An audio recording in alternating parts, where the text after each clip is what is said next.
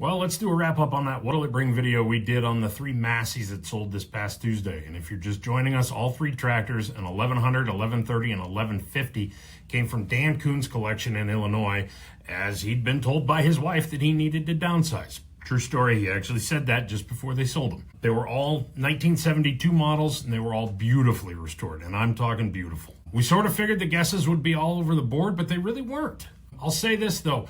The one that most of you got closest on was the 1100. Everything else was pretty low, but that's okay. Quite frankly, I personally don't think the market has ever seen Massey Fergusons of this era with that high of a fit and finish. I know there's a handful of nice ones out there. Some are probably as nice as these, but they've never crossed an auction block. So we're kind of trailblazing new territory here as far as prices go. Some of you will see what I did there. So what'd they end up bringing? Well, the 1100 started at $15K and hammered home at 20. The 1130 started at 20K, stalled a little in the middle, and ended up selling for 29. And the big bad 1150 started at 35 and eventually ended up at 51.5.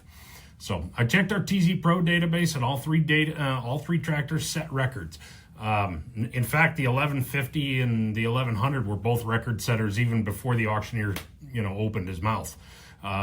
Bidding was, online pre-bidding was over the record. So previous record on an 1100 was 13.5, and this one sold for 20, so it beat it by $6,500. Previous record on an 1130 was 28,040, and this one brought 29, so it beat it by about $1,000. And the 1150's previous record was 29,351. It was actually Canadian sales, so it was 38 grand Canadian, which was at the time $29,351 US. This one sold for 51.5, so it beat it by well over $22,000. Anyway, thanks for watching and play along. We'll be back with another one next week, and you red guys are going to be interested in this one. Take care.